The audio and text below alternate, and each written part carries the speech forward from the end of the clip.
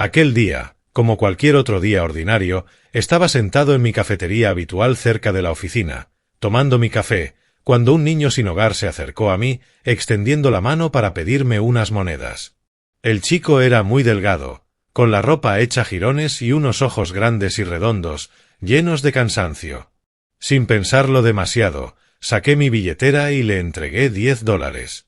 Él asintió levemente, murmuró un gracias con voz suave y, como por reflejo, deslizó en mi mano un papel arrugado. Antes de que pudiera preguntarle algo, desapareció entre la multitud bulliciosa de la calle. Cuando desplegué el papel, me quedé helado. Las palabras temblorosas y torcidas decían: «No bebas ese café. Podría estar envenenado». Mi corazón empezó a latir con tanta fuerza que parecía querer salirse de mi pecho. La taza humeante seguía en mi mano, su aroma fragante elevándose como siempre. Pero, a partir de ese instante, mi vida, como un libro desgarrado, jamás volvería a ser la misma. Antes de seguir, suscríbete al canal, dale like al vídeo y cuéntanos en los comentarios desde dónde nos escuchas. Mi nombre es Timothy Crowley. Tengo 38 años y soy un simple empleado de oficina en Newport, Rhode Island. Antes de todo esto, mi vida no tenía nada de extraordinario. Una casa modesta, un trabajo estable y una familia. Mi esposa, Kimberly, y nuestros 2 hijos, Lily y Kevin, eran mi mundo entero. Pero hace 4 meses todo se derrumbó, como una pesadilla de la que nunca lograría despertar. Todavía recuerdo vívidamente aquella mañana, un día frío de otoño. Acababa de salir de casa después de besar a Kimberly y a los niños como de costumbre. Lily, mi pequeña de 8 años, se aferró a mi pierna, rogándome entre quejas que le comprara dulces al salir del trabajo. Kevin, de apenas 5 años, estaba ocupado jugando con su cochecito favorito, y solo levantó la mirada para regalarme una amplia sonrisa cuando despeiné su cabello con cariño. Kimberly se quedó en la puerta, con esa sonrisa suave como la luz del amanecer, recordándome que llevara una chaqueta porque podría llover. «Siempre lo olvidas», bromeó con una risa juguetona. Yo le hice un gesto con la mano, subí al coche y conduje sin sospechar que esa sería la última vez que los vería con vida. El accidente ocurrió en la autopista al mediodía. Un camión perdió el control y se estrelló de frente contra el coche de Kimberly, mientras ella llevaba a los niños a sus actividades extracurriculares.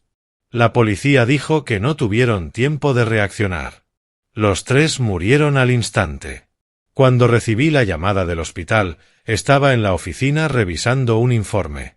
El teléfono sonó y la voz al otro lado era fría, como si diera la noticia por obligación.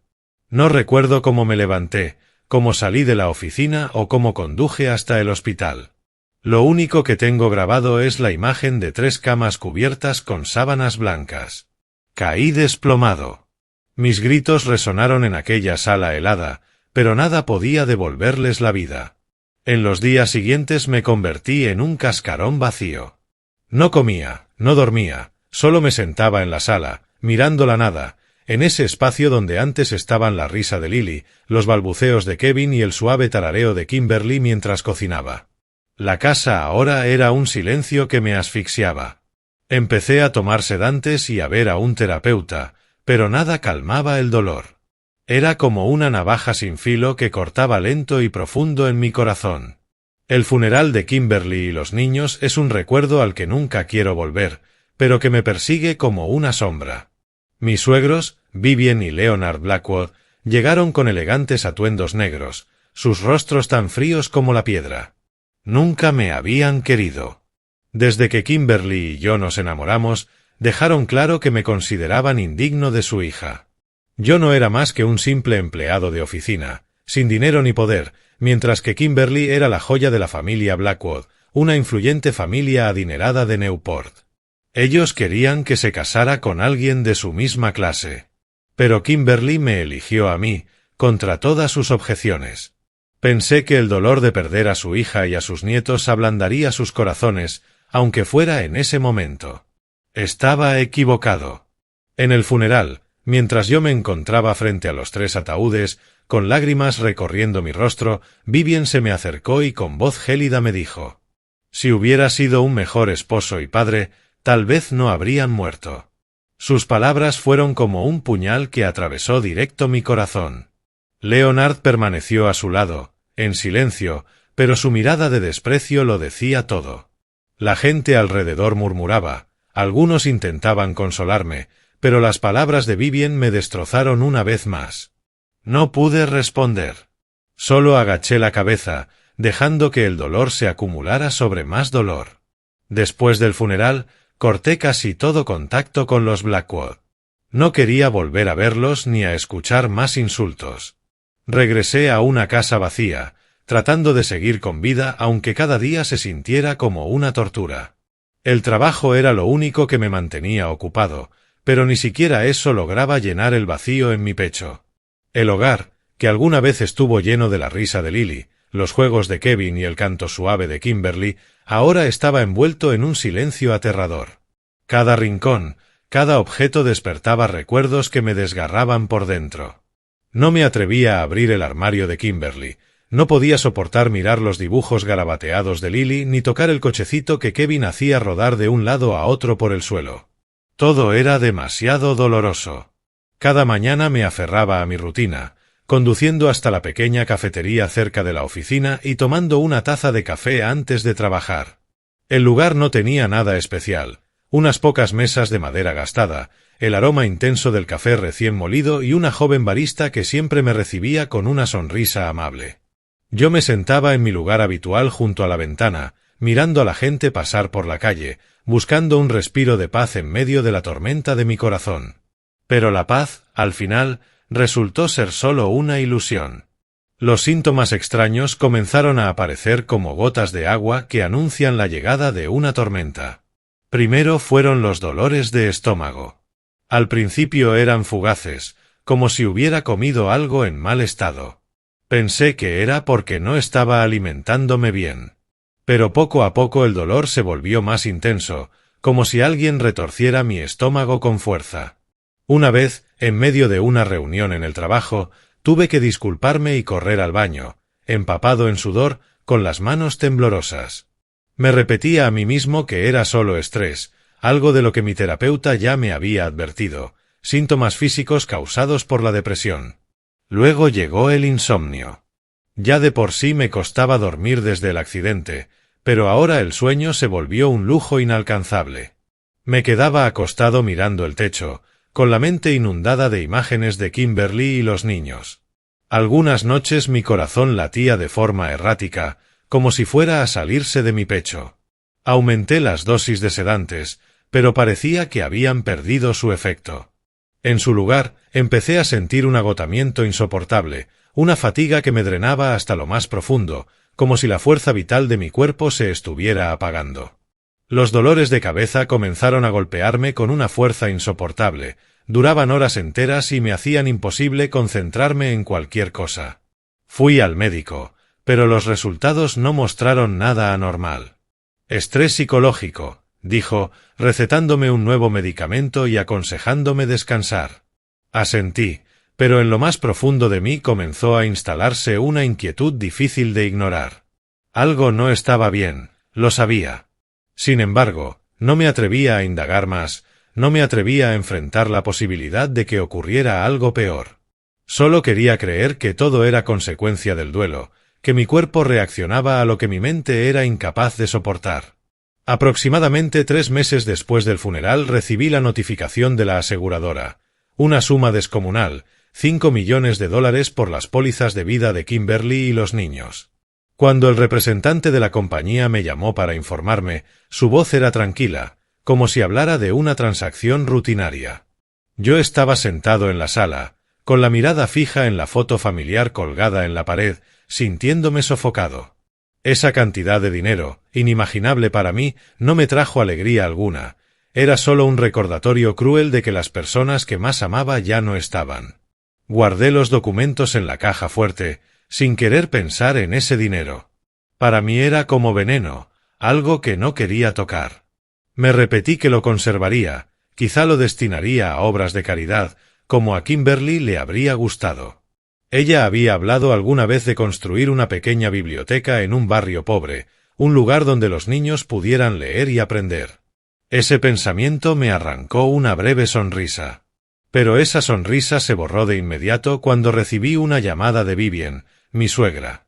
Me llamó una tarde, con una voz tan dulce que me erizó la piel. «Timothy, ¿cómo estás? He estado tan preocupada por ti», dijo, como si no me hubiera humillado en el funeral. Respondí con frialdad, intentando mantener un tono calmado, aunque por dentro sentía que algo no cuadraba. Entonces, con sutileza, sacó el tema del dinero del seguro, como si lo mencionara de pasada. «Escuché que recibiste una gran indemnización del seguro. ¿Qué planeas hacer con ella? Ya sabes, la familia debe ayudarse. Podrías invertir en nuestra empresa. ¿Qué opinas?» Me quedé atónito, sin saber cómo reaccionar. Le dije que no lo había pensado aún, que necesitaba tiempo. Pero su voz, aunque seguía sonando melosa, dejaba entrever una urgencia, como si contuviera la emoción de una oportunidad que no quería perder. Unos días después, Leonard, mi suegro, me llamó. Su tono era más grave, autoritario. «Timothy, necesitas tener un plan claro para ese dinero. Ese dinero le pertenece a toda la familia, ¿entiendes?» Sentí un torrente de ira recorrerme. ¿Toda la familia? Ellos nunca me habían considerado parte de su familia. Pero permanecí en silencio, limitándome a prometer que lo pensaría. Tras colgar, me quedé sentado, con las manos temblorosas, intentando unir las piezas. Ese cambio repentino, de su desprecio habitual a un súbito interés en mi vida, me hizo sospechar. Aún así, no lograba convencerme de que fueran capaces de algo peor que sus insultos. Mientras tanto, mis síntomas empeoraban. Los dolores de estómago ya no eran simples retorcijones, era como si me perforaran las entrañas con un taladro. Una vez tuve que dejar el trabajo y conducir hasta casa, doblado por el dolor. El cansancio hacía que me resultara casi imposible levantarme por las mañanas. Los dolores de cabeza eran constantes, y a veces me mareaba, como si el mundo se inclinara a mi alrededor. Empecé a tener miedo, pero seguía convenciéndome de que todo era psicológico. No quería aceptar la posibilidad de que algo más grave estuviera ocurriendo. Pero en lo más hondo de mí, una voz susurraba que estaba pasando por alto algo, un peligro silencioso, invisible, que poco a poco me cercaba. Cada mañana seguía yendo a la cafetería de siempre, como si fuera un hábito irrompible. El café negro fuerte era lo único que me mantenía en pie, aunque ya no me brindaba el consuelo de antes. Amanda, la barista, todavía me recibía con su sonrisa amable, pero empecé a notar pequeños detalles que antes no veía, la forma en que me miraba al entregarme la taza o como algunos empleados murmuraban entre ellos y se quedaban callados cuando yo entraba. Me decía a mí mismo que era paranoia, que el dolor de mi pérdida me había vuelto desconfiado del mundo entero. Pero entonces llegó aquel día que lo cambió todo. Estaba sentado en mi sitio de siempre, junto a la ventana, con la taza humeante frente a mí. Afuera, Newport estaba envuelta en el aire frío y nítido del otoño, con hojas doradas cayendo sobre la acera. Observaba a la gente que pasaba, intentando concentrarme en un informe de trabajo en mi computadora, pero mi mente estaba en blanco. Los dolores de estómago y las jaquecas hacían imposible pensar con claridad. Di un sorbo de café, el amargo sabor recorriendo mi garganta como de costumbre. Pero aquel día dejó un regusto extraño, algo que no pertenecía a esa taza. Fue entonces cuando apareció el niño. La campanilla de la puerta sonó y alcé la vista. Un muchacho desgarbado, con la ropa hecha harapos, entró arrastrando sus zapatos gastados sobre el suelo de madera, produciendo un roce apagado. Su cabello desordenado le cubría la mitad del rostro, pero sus grandes ojos redondos reflejaban un cansancio profundo, como un animalito buscando refugio. Caminó directamente hacia mí, con las manos pequeñas extendidas y la voz temblorosa. «Señor, ¿podría darme algo de dinero para comer?» Su voz era tan suave que tuve que inclinarme hacia adelante para escucharlo. Algo en sus ojos me detuvo en seco. No era solo hambre, había un miedo arraigado, como si llevara consigo un secreto que no podía decir. Saqué la billetera, le entregué un billete de $10 y él susurró: «Gracias, señor». Pero en lugar de marcharse, deslizó de repente un papel arrugado en mi mano. El gesto fue tan rápido que apenas tuve tiempo de reaccionar, y antes de que pudiera preguntarle algo, salió disparado de la cafetería, perdiéndose entre la multitud de la calle. Me quedé mirando el papel en mi mano, con el corazón desbocado. Lo abrí, y al ver las palabras torcidas y temblorosas, la sangre se me heló. «No bebas ese café. Podría estar envenenado». Levanté la vista, buscando al chico a través de la ventana, pero ya había desaparecido. La taza frente a mí de pronto me pareció un objeto extraño y amenazante. La observé, con el vapor todavía elevándose, pero con un aroma que ahora llevaba consigo una advertencia mortal. Empujé la taza hacia un lado, con las manos temblorosas y la mente corriendo a toda velocidad. ¿Era una broma? ¿Un niño sin hogar tratando de llamar la atención? Pero la mirada en sus ojos, el miedo en su voz, hacían imposible descartar aquella advertencia. Entonces, alcancé a ver una figura de pie en la esquina de la calle, a pocos metros de la cafetería, sosteniendo un teléfono como si estuviera tomándome fotos. Cuando afiné la vista, se subió la capucha rápidamente y se dio la vuelta, perdiéndose en la multitud. No volví a darle un sorbo al café. Me levanté, tratando de mantener la calma, aunque por dentro sentía que una tormenta se desataba en mi interior. Deslicé la nota en el bolsillo de mi abrigo y salí del local, con los ojos recorriendo la calle en busca del muchacho, pero había desaparecido sin dejar rastro. Me quedé de pie en la acera, con la multitud moviéndose a mi alrededor. Sin embargo, yo me sentía más solo que nunca. La vaga advertencia del niño había despertado un miedo que había intentado enterrar. Mis síntomas, los dolores de estómago, el insomnio, la fatiga, ya no podían atribuirse únicamente a lo psicológico. Eran señales de algo mucho más siniestro. Esa tarde, de camino a casa, no podía dejar de pensar en la nota. El café podría estar envenenado. La idea me atravesaba como un cuchillo. Había estado bebiendo ese café todos los días durante semanas, durante meses. Si realmente estaba envenenado, el veneno llevaba filtrándose en mi cuerpo desde hacía mucho tiempo. El estómago se me revolvía, sin saber si era por el miedo o por el veneno invisible que me consumía. Me orillé al costado de la carretera y comencé a respirar hondo para tranquilizarme. Pero entonces, imágenes de Vivien y Leonard cruzaron mi mente, sus extrañas llamadas, su fingida preocupación, su obsesión con el dinero del seguro. ¿Podían estar involucrados? Sacudí la cabeza, intentando apartar esa idea. Eran los padres de Kimberly. Por mucho que me despreciaran, no podían ser tan crueles. Oh sí. Al llegar a casa, cerré la puerta con llave, corrí las cortinas y me senté en el sofá, aún apretando la nota entre mis dedos. La leí otra vez, cada palabra grabándose a fuego en mi mente. No bebas ese café. Podría estar envenenado. Pensé en mis síntomas, los dolores insoportables, el agotamiento paralizante, las jaquecas incesantes. Ya había visto a un médico, pero él solo lo atribuyó al estrés.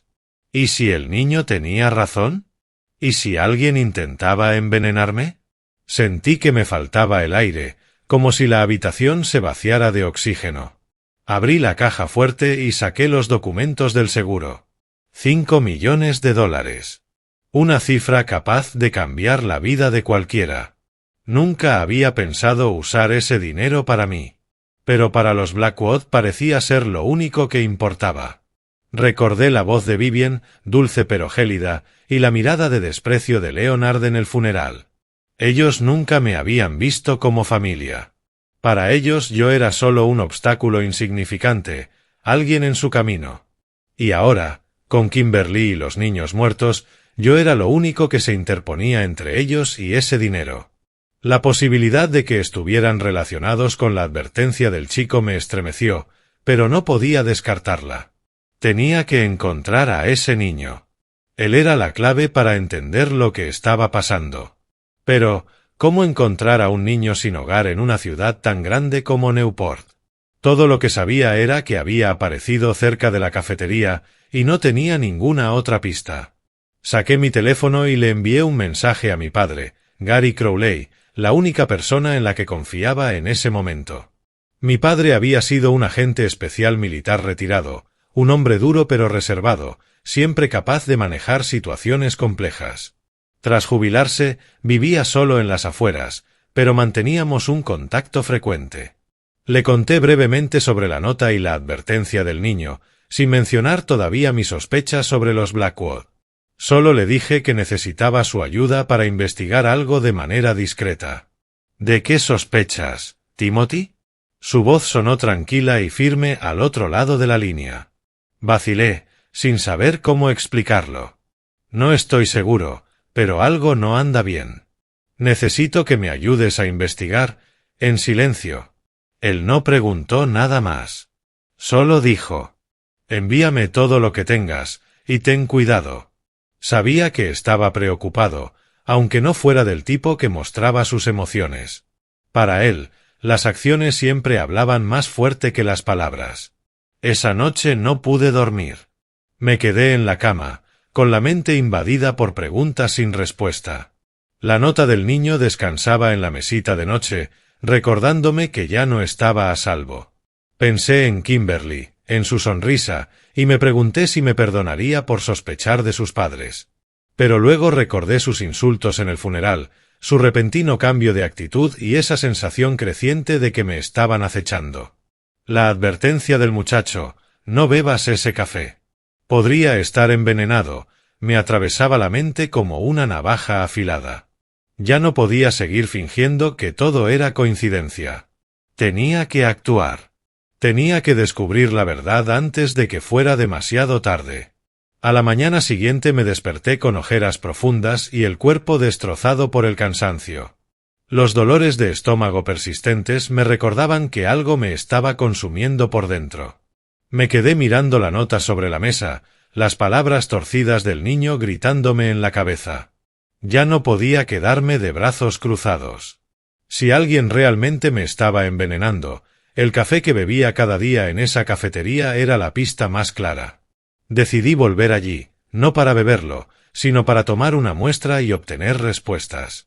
Antes de salir de casa, rebusqué en el cajón de mi escritorio, buscando algo con lo que pudiera guardar la muestra sin levantar sospechas.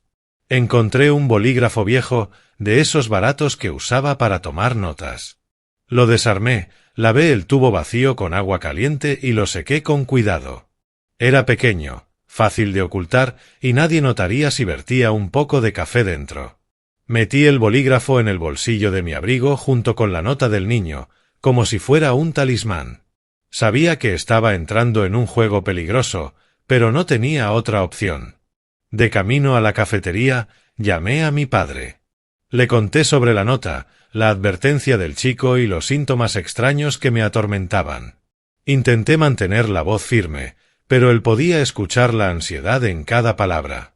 «Necesito que me ayudes a comprobar algo», dije, con la voz temblorosa. «Voy a tomar una muestra del café de la cafetería. ¿Tienes manera de analizarlo discretamente?» Mi padre guardó silencio unos segundos, como si estuviera evaluando cada detalle antes de responder. Finalmente habló con un tono bajo y sereno. «Tráeme la muestra. Conozco a alguien que puede ayudarte. Pero, Timothy, debes tener cuidado. Si lo que ese chico dijo es verdad, te enfrentas a alguien que no se detendrá ante nada». Asentí, aunque él no pudiera verme. Sentí un pequeño alivio al saber que mi padre estaba de mi lado. Cuando entré en la cafetería, intenté comportarme como siempre. Amanda, la barista, me dedicó su sonrisa habitual en cuanto me vio. «¿Lo de siempre, Timothy?», preguntó, mientras ya empezaba a preparar mi café negro fuerte. Asentí, forzando una sonrisa, aunque por dentro me sentía como si caminara sobre la cuerda floja. La observé con atención. Cada movimiento mientras molía el café, vertía el agua caliente y colocaba la taza frente a mí. Todo parecía normal, pero la advertencia del muchacho me impedía confiar en nadie. Me senté en mi rincón de siempre, junto a la ventana, con la taza humeante delante. Eché un vistazo alrededor, asegurándome de que nadie me observara, y entonces saqué el bolígrafo de mi bolsillo. Con cuidado, vertí un poco de café en el tubo vacío, apenas lo suficiente para analizarlo. Volví a cerrar la tapa, lo guardé en el bolsillo y me levanté, dejando la taza casi intacta. Amanda me miró un poco sorprendida, pero yo hice un gesto con la mano y le dije que tenía un asunto urgente. De camino a la casa de mi padre, mi corazón latía con violencia. El bolígrafo en mi bolsillo pesaba como plomo, cargando tanto mi esperanza como mi miedo. No sabía qué esperar. Una parte de mí deseaba que todo fuera un malentendido, que el chico se hubiera equivocado, que mis síntomas fueran únicamente producto del estrés.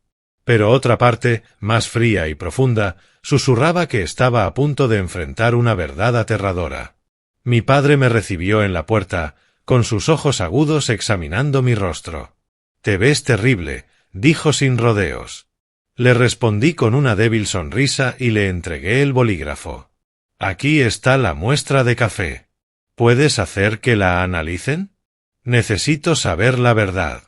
Él lo tomó, observándolo como si fuera una prueba clave en un gran caso. «Me pondré en contacto con un viejo amigo en un laboratorio. Trabajan con discreción, sin dejar huellas. Pero, Timothy, si esto tiene algo, debes prepararte». Asentí, aunque por dentro no estaba seguro de estar listo para nada. Durante los 3 días que tardaron en llegar los resultados, apenas salí de casa. Dejé de tomar café, me limité a beber agua y a comer solo lo que yo mismo preparaba. Los dolores de estómago seguían, pero parecían un poco menos intensos, como si mi cuerpo tratara de expulsar algo. No me atreví a llamar a mi padre para preguntar por los resultados, temiendo no soportar la verdad. Cada noche, me quedaba en la cama mirando la nota del chico, recordando a Kimberly, a Lily y a Kevin. Me preguntaba si esos $5 millones eran la raíz de todo. Y si lo eran, ¿quién estaba detrás? Los únicos nombres que venían a mi mente eran los de Vivian y Leonard Blackwood, los padres de Kimberly. Y aún así, me resistía a creer que pudieran ser tan crueles. La tarde del tercer día, mi padre me llamó para que fuera a su casa. Al entrar, lo vi sentado en la mesa del comedor, con un papel delante. Su rostro era sombrío, pero en sus ojos ardía una ira que rara vez mostraba. «Siéntate, Timothy», dijo con una voz tan grave que me recorrió un escalofrío. Me senté, sintiendo que el aire en la habitación se volvía más pesado. «Aquí están los resultados», dijo, empujando el papel hacia mí. «Tu café contiene talio, un veneno incoloro, inodoro e insípido. La dosis es pequeña, pero suficiente para debilitarte poco a poco, y si continuabas consumiéndolo, habría terminado matándote». La sangre se me heló. La palabra talio resonaba en mi cabeza como una campana fúnebre. Miré a mi padre, buscando en sus ojos una chispa de esperanza, alguna señal de que podía tratarse de un error.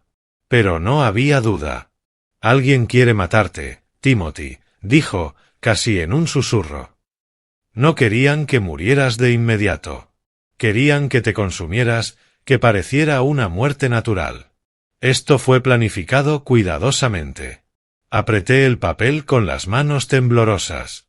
De pronto, todos mis síntomas, los dolores de estómago, el agotamiento, las jaquecas, tenían una explicación. Alguien había estado vertiendo talio en mi café día tras día. Pensé en la cafetería, en Amanda, en el resto del personal, en aquella figura encapuchada que vi en la esquina de la calle.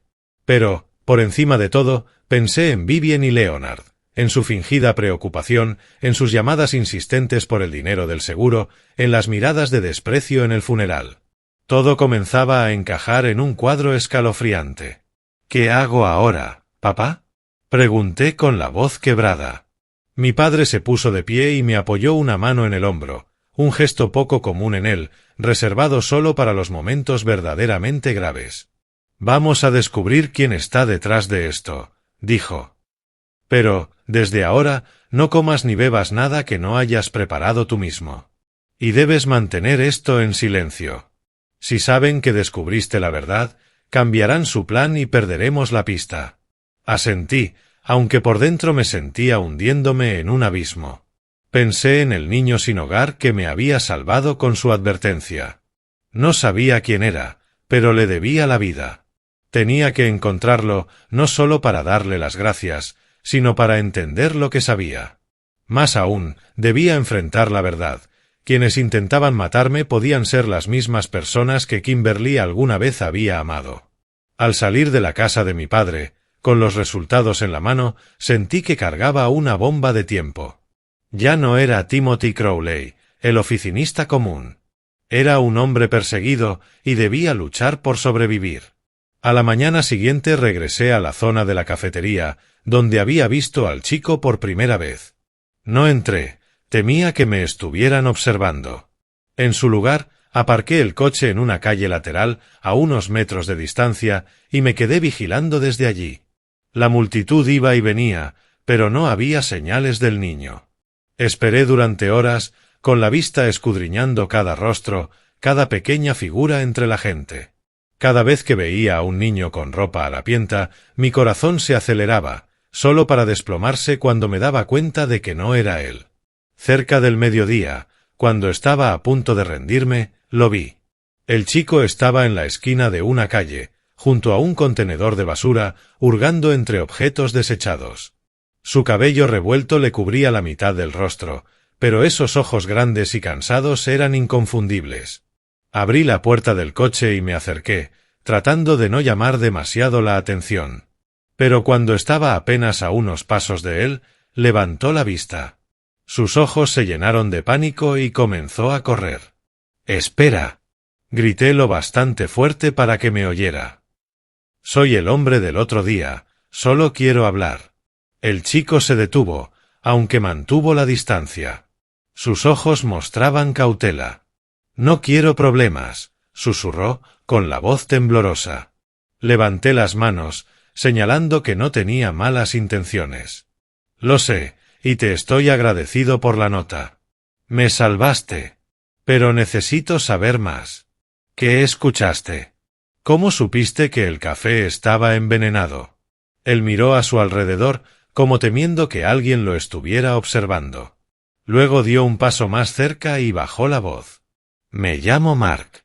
Paso mucho tiempo cerca de la cafetería, pidiendo comida. Un día estaba sentado junto a la puerta trasera, en el callejón. Escuché a un hombre hablando con uno de los empleados. Decían que iban a poner algo en el café de un hombre que viene todos los días. Lo describieron. Y sonaba como tú. No sé quiénes eran, pero me asusté. Pensé que debía saberlo. La sangre se me heló. ¿Sonaba como yo? ¿Cómo?, pregunté, con la voz quebrada. Mark vaciló antes de responder. Dijeron que era un hombre de unos 40, cabello castaño, que siempre llevaba traje y se sentaba junto a la ventana. Te vi y pensé que coincidía. Por eso escribí la nota. Apreté los puños, intentando contener la ira que crecía en mi interior. Alguien me había señalado, conocía mis rutinas, sabía dónde me sentaba, qué bebía. No era casualidad. Era un plan calculado al detalle. Le agradecí a Mark, entregándole algo de dinero y un sándwich que había comprado de camino. Te volveré a buscar, ¿de acuerdo? Si escuchas algo más, avísame. Mark asintió, todavía con recelo en los ojos, aunque mostrando un atisbo de confianza. Antes de que se marchara, le pregunté: ¿Dónde vives, Mark? Negó con la cabeza y murmuró: No tengo un hogar, pero estoy bien. Sus palabras me retorcieron el corazón. Pensé en Lily y Kevin, siempre rodeados de amor y cuidado. Y allí estaba Mark, un niño sin hogar, que había arriesgado todo para salvarme. Me prometí a mí mismo que, si salía con vida de aquello, haría algo por él. Mientras Mark se alejaba, me quedé de pie entre la multitud, sintiendo que el mundo se cerraba sobre mí. Sabía que debía actuar rápido, pero con cautela. Llamé a mi padre y le conté lo que Mark me había dicho. «Necesito tu ayuda», le dije. «Tenemos que vigilar la cafetería y descubrir quién es el empleado del que habló Mark. Mi padre aceptó de inmediato. Llévame al local. Observaremos desde lejos. Si alguien de allí está implicado, lo sabremos. Al día siguiente, mi padre y yo estacionamos en un coche rentado al otro lado de la calle de la cafetería, para evitar que nos reconocieran. Él sacó un pequeño par de binoculares, un recuerdo de sus años como agente especial. «Indícame quiénes suelen estar en la cafetería», dijo con voz calmada pero afilada. Le señalé a Amanda, la barista, y a algunos otros que veía con frecuencia. Pero entonces noté a un joven de cabello desordenado que solía estar en el mostrador secundario. ¿Él?, pregunté. Siempre está ahí, pero casi no habla con nadie. No sé su nombre. Mi padre lo observó a través de los binoculares, anotando en su libreta. Se ve nervioso, dijo. ¿Notas cómo mira hacia la puerta cada vez que entra un cliente? Algo no encaja. Seguimos vigilando, y al final del día vimos algo extraño. Un hombre con un abrigo negro y una gorra de béisbol calada hasta la frente entró en el callejón detrás de la cafetería. El joven de cabello desordenado apareció, tomó un sobre del hombre y regresó rápidamente al interior. Mi padre alcanzó a sacar algunas fotos desde la distancia, pero la luz tenue hacía difícil distinguir el rostro del desconocido. «Tenemos una pista», dijo. «Pero no es suficiente. Tenemos que lograr que ese trabajador hable». Asentí, aunque un escalofrío recorrió mi espalda. Ya no era solo una sospecha. Alguien estaba pagando para envenenarme y ese empleado formaba parte del plan. Mi padre y yo rodeamos el edificio hasta la puerta trasera. Cuando el trabajador de cabello revuelto, cuyo gafete revelaba el nombre Jaque, salió al callejón con una bolsa de basura, mi padre se le acercó con voz baja y autoritaria. «Jaque, tenemos que hablar», dijo, con una mirada tan penetrante que el joven se estremeció. «Sé lo que estás haciendo con el café y sé quién te está pagando». El rostro de Jaque palideció de inmediato y trató de negarlo. «No sé de qué me habla». Pero mi padre no le dio espacio. Dio un paso al frente, con voz grave y amenazante. «Tienes dos opciones. 1. Me dices quién te está pagando. 2. Te entrego a la policía y ellos sacarán todo de ti. Tú eliges». Jaque comenzó a temblar, con los ojos moviéndose de un lado a otro, como buscando una salida. Pero mi padre le bloqueaba el paso y yo me mantenía detrás, con el corazón desbocado. Finalmente, Jaque cedió. «No sé su nombre», susurró. Un hombre, de unos 50, me pagaba $2000 cada vez para poner algo en el café de un cliente. Dijo que solo era para cansarlo, que no era peligroso. Lo juro, no sabía que era veneno. La sangre me hervía en las venas. Mi padre le ordenó en voz baja. «Sigue trabajando como si nada hubiera pasado. ¿Entendido? Si alertas a alguien, lo lamentarás». Jaque asintió frenéticamente, visiblemente aterrorizado. Al salir del callejón, mi padre me llevó a un lado. «Tenemos a este trabajador, pero no es más que un peón. El cerebro es el hombre del sobre. Y, Timothy, sospecho que los Blackwood están implicados. Su comportamiento, el dinero del seguro, todo encaja». Asentí, aunque en lo más profundo todavía me resistía a creerlo. Vivian y Leonard, los padres de Kimberly, eran los únicos con un motivo claro. Pero entonces mi padre dijo algo que me heló la sangre. «Hace unos días hice algunas indagaciones preliminares sobre los Blackwood a través de viejos contactos. Están bajo investigación por vínculos con una organización turbia que ayuda a la gente a quedarse con bienes mediante envenenamientos y asesinatos sofisticados. Se llevan una parte de las ganancias tras cada trabajo. Timothy, es posible que sea su próximo objetivo». Me quedé allí, en aquel callejón frío, sintiendo que el mundo se derrumbaba a mi alrededor. Los Blackwood, las personas que alguna vez llamé familia, podían estar detrás del plan para matarme. Y ahora debía encontrar la forma de exponerlos antes de que idearan otro plan para arrebatarme la vida y quedarse con el dinero del seguro. Conduciendo de regreso a casa, intentaba ordenar los fragmentos en mi mente. Todo se estaba volviendo aterradoramente claro.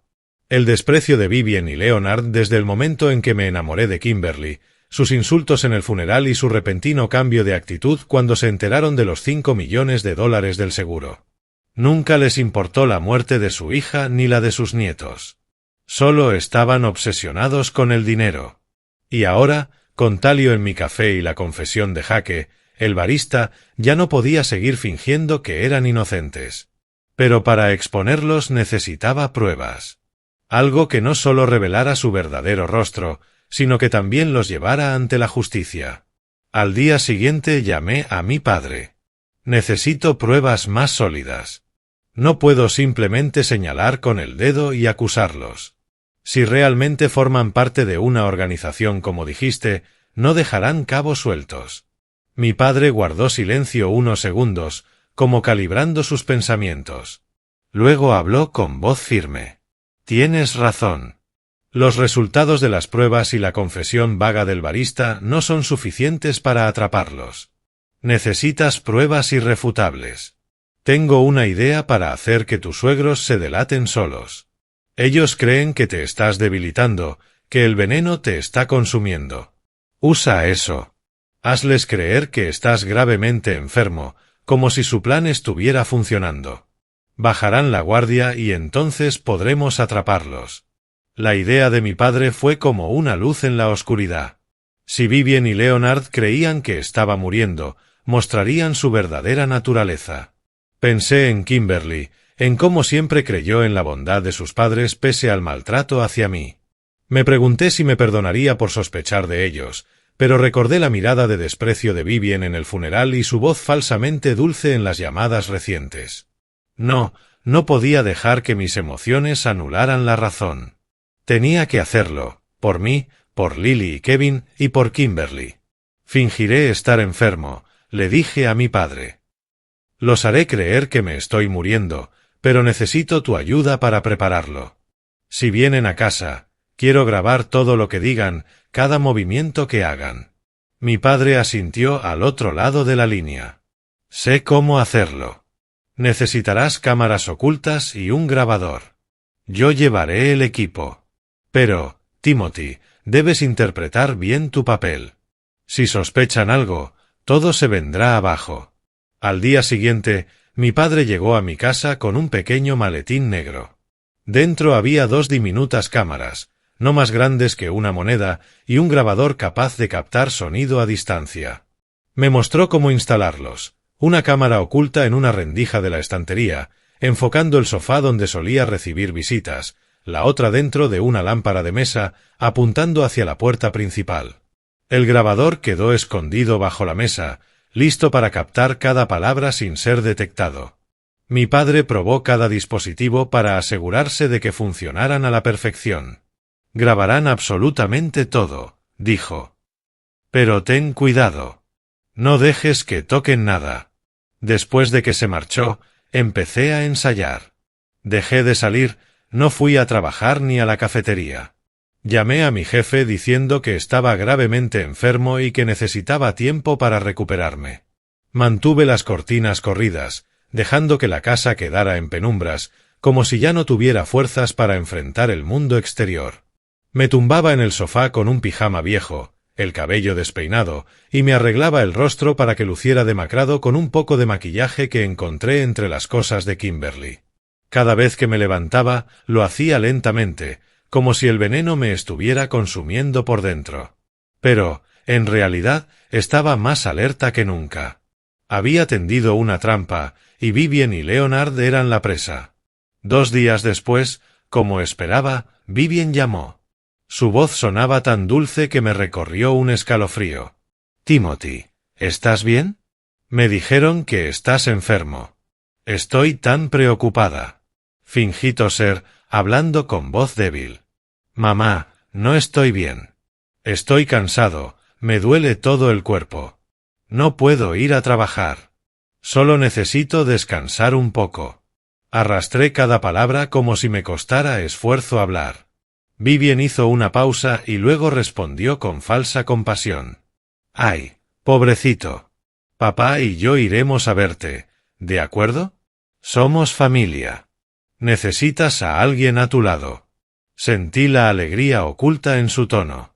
Creían que su plan estaba funcionando, que me estaba consumiendo con el veneno de mi café. Acepté, con voz temblorosa. Gracias, mamá. Estaré en casa. No puedo ir a ningún lado. Al colgar, apreté el teléfono con fuerza, el corazón golpeándome el pecho. Habían mordido el anzuelo, pero un dolor agudo me atravesó por dentro. Kimberly había amado a sus padres, y ahora yo estaba a punto de exponerlos. Solo esperaba que, dondequiera que estuviera, entendiera que no me quedaba otra opción. Al día siguiente, me preparé minuciosamente para la actuación. Me tumbé en el sofá, cubierto por una manta delgada, con el rostro pálido maquillado para aparentar mayor desgaste. Esparcí frascos vacíos de pastillas sobre la mesa, como si dependiera de los calmantes para seguir de pie. Dejé vasos de agua medio llenos por la casa, creando la impresión de que ya no tenía energía ni para ordenar. Pero cada detalle estaba calculado. Las cámaras y el grabador estaban listos, y envié un mensaje a mi padre para avisarle que Vivien y Leonard vendrían. «Estaré cerca», respondió él. «Si algo sale mal, llama. Traeré a la policía de inmediato». Cuando sonó el timbre, respiré hondo para serenarme. Me arrastré hasta la puerta fingiendo debilidad, apoyándome en el marco como si apenas pudiera sostenerme en pie. Vivien y Leonard estaban allí, impecables como siempre. Vivien me dedicó una sonrisa compasiva, pero sus ojos brillaban con una satisfacción que no podía disimular. Leonard, frío y reservado, solo asintió cuando los invité a entrar. «Oh, Timothy, te ves fatal», dijo Vivien, con voz cargada de fingida preocupación. Puso una mano sobre mi hombro, pero me pareció el roce de una serpiente. «Necesitas descansar más. Te prepararé una taza de té caliente». «¿Está bien?», asentí débilmente, dejándome guiar de vuelta al sofá. Leonard se sentó en la silla frente a mí, sus ojos recorriendo la habitación como si buscara algo. Sabía que estaban evaluando mi estado, comprobando cuánto había empeorado. Escuché a Vivien en la cocina, revolviendo entre los gabinetes. Sabía que no solo estaba buscando té. La cámara en la sala registraba todo, y el grabador bajo la mesa captaba cada sonido. Fingí toser, dejando escapar un leve quejido, aunque mis ojos no se apartaban de ellos. Leonard habló, con voz baja y calculada. «Timothy, ¿ya pensaste qué harás con el dinero del seguro? Sabes que ese dinero no debería desperdiciarse. Nosotros podríamos ayudarte a administrarlo». Cerré los ojos, fingiendo estar exhausto, aunque mi corazón latía con fuerza desbocada. «No he pensado en eso», susurré débilmente. «Solo quiero mejorar primero». Leonard asintió, pero vi cómo la comisura de su boca se curvaba hacia arriba, satisfecho con mi aparente deterioro. En ese momento, Vivien regresó con una taza de té y la colocó frente a mí. «Bebe esto, querido», dijo, con una dulzura tan fingida que me erizó la piel. «Te hará sentir mejor». Miré el té, convencido de que no era seguro. Aún así, asentí, tomé la taza, fingí dar un sorbo pequeño y luego la dejé sobre la mesa, diciendo que estaba demasiado cansado para beber. Vivien cruzó una mirada con Leonard, breve pero cargada de significado. Ellos creían que yo no había notado nada, pero lo vi todo. Estaban regodeándose, convencidos de que su plan estaba llegando a su fin, sin imaginar que yo estaba listo para darles la vuelta. Mi pequeña sala se había convertido en un escenario, y yo era el protagonista de una obra que había escrito con mis propias manos. Las cámaras ocultas en la estantería y la lámpara, el grabador bajo la mesa, todo estaba activo, capturando cada gesto, cada palabra de Vivien y Leonard. Solo necesitaba mantener la calma, esperar el momento y dejar que se delataran. Vivien se sentó en el sofá, a poca distancia de mí. Sus ojos me escaneaban como quien evalúa a una presa herida. «Timothy, realmente no te ves bien», dijo con voz tan melosa que helaba la sangre. «Necesitas un médico. ¿Quieres que llame a alguien que te cuide?». Tosí débilmente, inclinando la cabeza como si apenas tuviera fuerzas para sostenerla. «No hace falta, mamá», susurré. «Solo necesito descansar». Leonard, sentado frente a mí, asintió, aunque sus ojos nunca se apartaron de los míos. Sentí el hielo en su mirada, como si esperara el momento en que me desplomara por completo. Sabía que había llegado la hora. Debía hacerlos confiarse, creer que estaba indefenso. Inspiré profundo y, de pronto, me llevé las manos al estómago, gimiendo de dolor. «¡Dios!», solté, con voz quebrada, dejándome caer en el sofá. Cerré los ojos, fingiendo respirar con dificultad, retorciéndome como si estuviera soportando un dolor insoportable. Vivien se levantó de un salto, su voz sonando fingidamente alarmada. «Timothy, ¿qué pasa? ¿Quieres que llamemos a un médico?». Pero capté algo en su tono. No era preocupación, era satisfacción. No respondí, seguí gimiendo hasta dejarme caer al suelo, simulando haber perdido el conocimiento. Mi cabeza ladeada, los ojos cerrados, el cuerpo inmóvil. Escuché los pasos de Vivien acercarse y luego susurrarle a Leonard. «Está casi acabado, Leonard. Más rápido de lo que pensamos. Tenemos que encontrar los documentos del seguro. Deben estar aquí en alguna parte». Mi corazón retumbaba, pero me mantuve quieto, controlando mi respiración para imitar la inconsciencia. Oí cómo revolvían la sala, los frascos de pastillas sobre la mesa, los cajones abriéndose, papeles moviéndose de un lado a otro. Ya no intentaban ocultar su urgencia. «¿Dónde los guarda?», gruñó Leonard, con frustración. «Te lo dije, Vivien, debimos actuar antes. Si muere sin firmar la autorización, tardaremos una eternidad en reclamar ese dinero legalmente». Vivien respondió con voz fría. «No te preocupes, aún no está muerto, pero ha tenido suficiente para no durar más de una semana. Solo encuentra los documentos y cuando despierte lo haremos firmar. Todo sigue según lo planeado». Permanecí inmóvil, aunque por dentro ardía de rabia. Estaban hablando de mi muerte como si fuera un negocio, un cálculo. No solo querían matarme, querían arrebatar el dinero del seguro que Kimberly, Lily y Kevin dejaron atrás. Ese dinero que supuestamente representaba amor y protección, ellos lo veían como un botín. Quise levantarme y gritarles en la cara, pero sabía que debía esperar. Todo se estaba grabando, y esa era la prueba que necesitaba.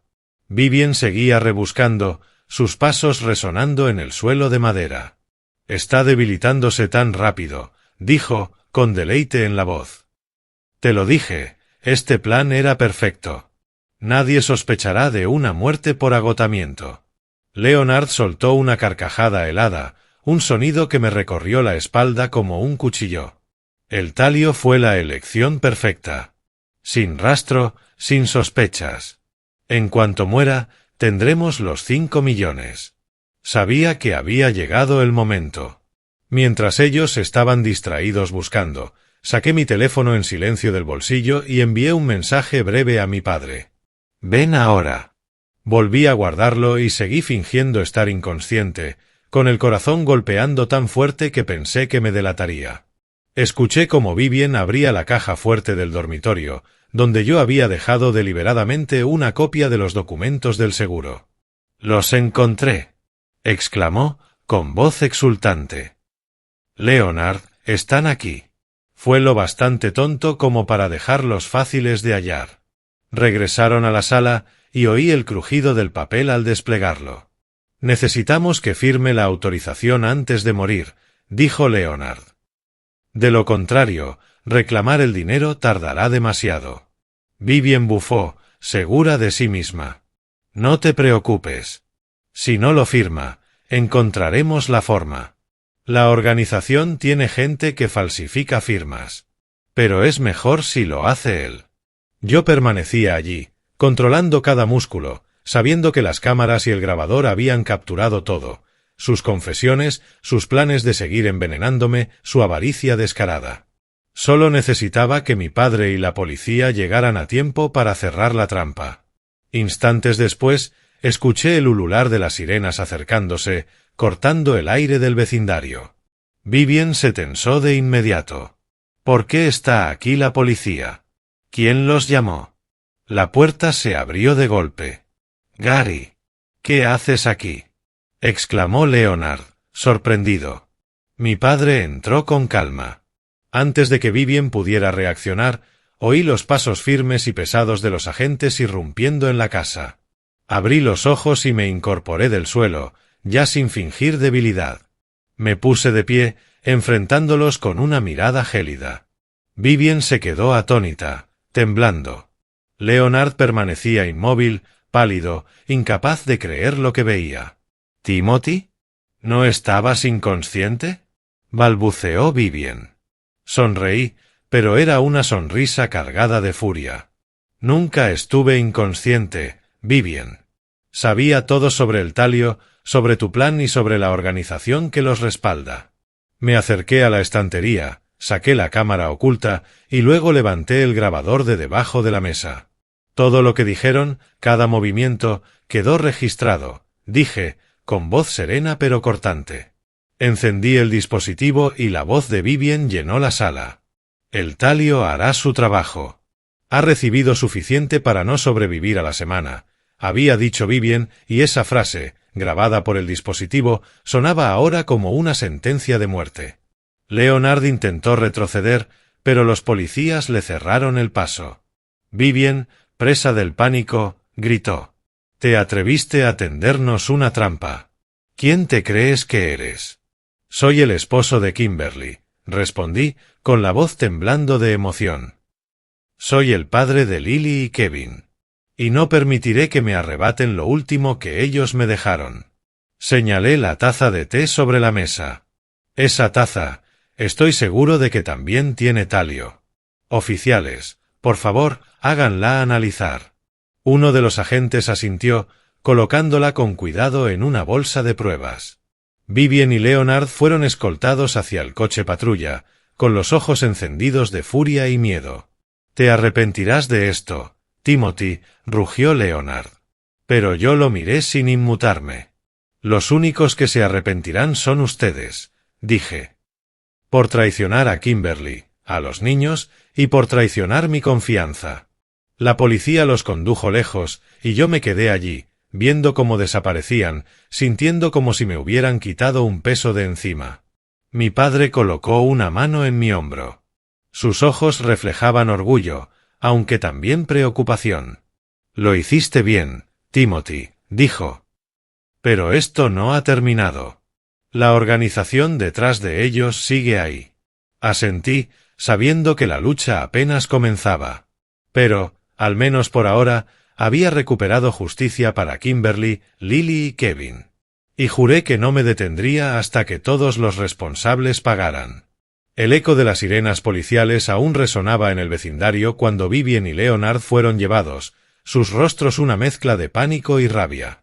Yo permanecí en la casa que alguna vez fue un refugio familiar, sintiendo que acababa de despertar de una pesadilla. Aunque sabía que el camino hacia la justicia estaba lejos de terminar. Las semanas siguientes fueron un torbellino de investigaciones y preparativos. La policía analizó la taza de té que Vivien me había ofrecido y los resultados no sorprendieron.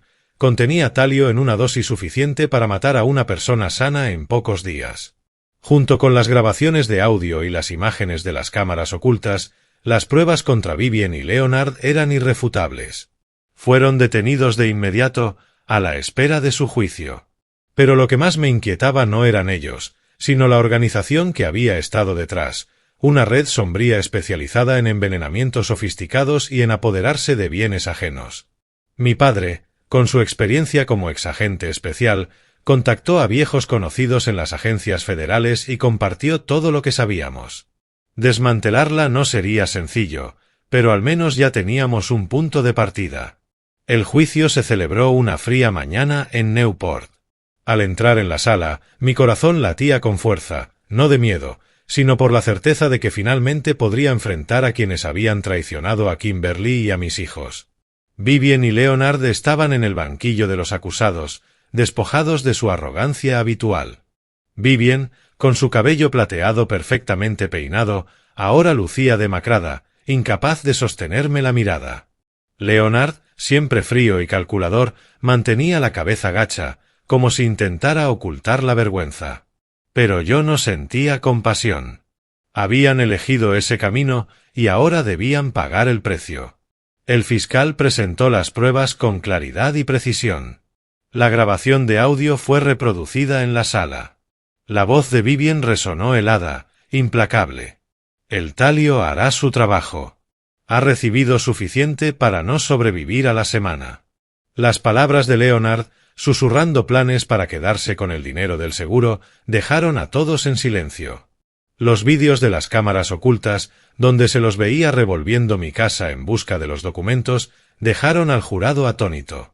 Yo me senté en la primera fila, con los puños cerrados, luchando por contener la rabia mientras recordaba cómo habían hablado de Kimberly y de los niños como simples piezas de su juego. El abogado defensor intentó argumentar que habían actuado bajo presión de la organización, que ellos no me habían envenenado directamente. Pero el fiscal replicó de inmediato: habían orquestado el plan, habían contratado a quien lo llevara a cabo y eran los principales beneficiarios del dinero. Los resultados del té fueron el golpe final, una prueba irrefutable de su intención de asesinarme. Tras 3 días de deliberación, el jurado emitió su veredicto. Vivien y Leonard fueron condenados a cadena perpetua por conspiración para cometer asesinato y asociación con una organización criminal. Lo que más alivio me dio fue la información que la policía obtuvo de Vivien.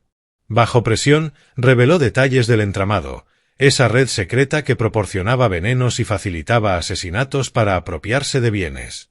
Gracias a su testimonio, los investigadores federales lanzaron una operación a gran escala. Aunque la organización no fue desmantelada por completo, varios de sus miembros clave fueron arrestados, debilitando de forma significativa su poder.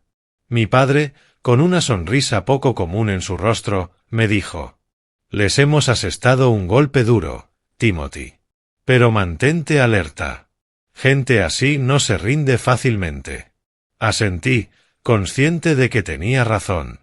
Tras el juicio, regresé a mi casa. Pero ya no era un lugar cargado de dolor. Limpié cada rincón, ordené las fotos de Kimberly, Lily y Kevin en la estantería. Y por primera vez en mucho tiempo, no me dio miedo mirarlas. La sonrisa de Kimberly, la mirada traviesa de Lily y los abrazos cálidos de Kevin dejaron de ser solo recuerdos dolorosos. Ahora eran mi fuerza. Decidí usar parte del dinero del seguro para cumplir el sueño de Kimberly. Construir una pequeña biblioteca en un barrio pobre, un lugar donde los niños pudieran leer, aprender y encontrar esperanza. La llamé Biblioteca Kimberly. Y en el día de su inauguración, al ver a los niños reír y aplaudir mientras hojeaban los libros en los estantes, sentí como si Kimberly me sonriera desde algún lugar en lo alto. Pero lo que realmente dio un nuevo sentido a mi vida fue Mark, el niño sin hogar que me salvó. Tras el juicio, volví al área cercana a la cafetería para buscarlo.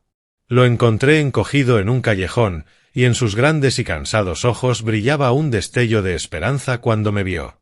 «¿Señor Timothy?», preguntó sorprendido. Me senté a su lado, le conté todo lo que había sucedido y le agradecí por arriesgarse a advertirme.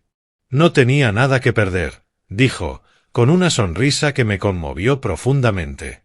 Entonces le propuse adoptarlo. Al principio se negó, insistiendo en que no quería ser una carga para nadie. Pero fui paciente. Lo llevé a mi casa, le di una habitación y, poco a poco, comenzó a abrirse. Completé el proceso legal para convertirme en su tutor. Y por primera vez en meses, sentí que volvía a tener una familia. Mark no reemplazó a Lily ni a Kevin, porque nadie podría hacerlo, pero trajo una nueva luz a mi vida. Una razón para seguir adelante. Regresé al trabajo, pero ya con un propósito mucho más claro. Ya no era solo un oficinista cumpliendo rutinas. Me involucré en obras de caridad, ayudando a niños sin hogar como Mark, y trabajé junto a mi padre para entregar información a la policía sobre la organización criminal. Mi vida ya no estaba vacía. Todavía llevaba cicatrices, marcas del dolor, pero aprendí a vivir con ellas y a transformarlas en motivación. Mirando hacia atrás, comprendí que la vida puede ser cruel, pero también nos enseña a levantarnos de entre las cenizas. Perdí a Kimberly, a Lily y a Kevin, las personas que más amaba, en un accidente que no pude evitar. Fui traicionado por quienes alguna vez llamé familia y casi pierdo la vida por su codicia. Pero también aprendí que incluso en los momentos más oscuros existen pequeños rayos de luz. Mark, el niño sin hogar, fue ese rayo de luz. Mi padre, con su resiliencia y sabiduría, fue mi guía. Y yo, con mi determinación inquebrantable, encontré nuevamente un sentido para vivir. La mayor lección que aprendí es esta: nunca dejes de creer en ti mismo, incluso cuando el mundo te dé la espalda. Ante el peligro, confía en tus instintos. Si hubiera ignorado la advertencia de Mark, si no hubiera confiado en lo que sentía, quizá no estaría aquí para contar esta historia. Y mi consejo para quien lea estas palabras es: valora a quienes amas, porque pueden ser arrebatados en cualquier momento. Sé precavido con quienes te rodean, porque no todos tienen buenas intenciones. Y, sobre todo, lucha por la verdad, por dolorosa que sea. No sé qué me depara el futuro. La organización criminal sigue ahí afuera, y algún día podrían venir por mí. Pero ya no tengo miedo. Tengo a Mark, a mi padre y los recuerdos de Kimberly, Lily y Kevin para darme fuerza. He caminado por la oscuridad, y seguiré avanzando, cargando con la luz que ellos dejaron en mi corazón.